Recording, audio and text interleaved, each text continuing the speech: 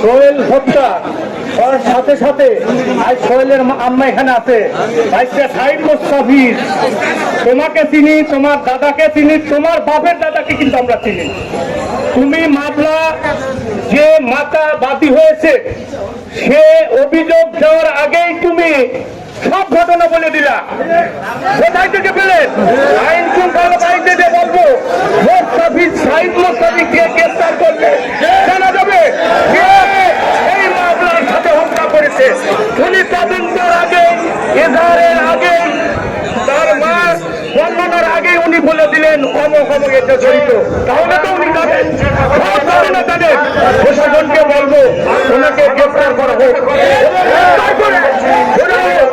ওনার কাছে অনেক তথ্য আছে কিভাবে এই সন্ধানে হত্যা হয়েছে। উনি হত্যার সাথে সাথে চলে গেলেন।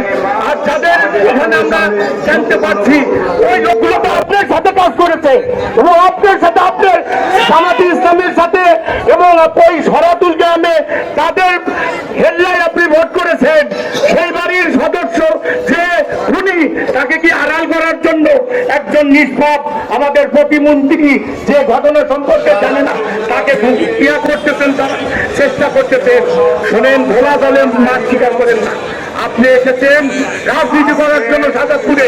সাজাদপুরে আমরা দীর্ঘদিন রাজনীতি করি, ওই ইউনিয়নে আমার বাড়ি, আপনার বংশ সব আমরা চিনি। কথাবার্তা বলার আগে আপনি মেপে করবেন। বিশ্ববিদ্যালয় থেকে লেখাপড়া করেছেন, সুযোগ সন্ধানী কোনো রাজনীতি করেন না। আগামী দিন রাজনীতি সাজাদপুরে করতে এলে সঠিক তথ্য নিয়ে মেপে ঝুঁকে কথা বলবেন। এটা ভাইস হিসাবে, এলাকার ছেলে হিসাবে আপনাকে সতর্ক করছি। আর মুহিত সাহেবের দিকে নিয়ে একটি কথা যদি বলেন, সাজাদপুরের জনগণ কিন্তু আপনার উচিত শিক্ষা জবাব দিবে। ধন্যবাদ। আমরা সোহেল হত্যার বিচার চাই।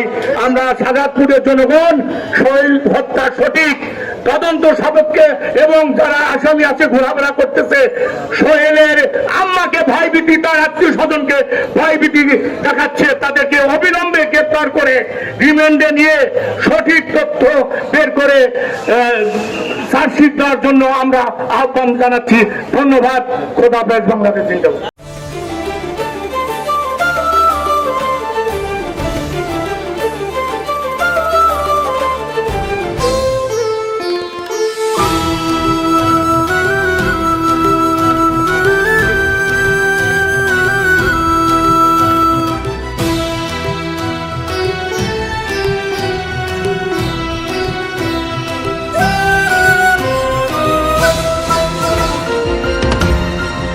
টেকনাফ থেকে তেঁতুলিয়া, রূপসা থেকে পাথুরিয়া, বিশ্বজুড়ে রূপসী বাংলা।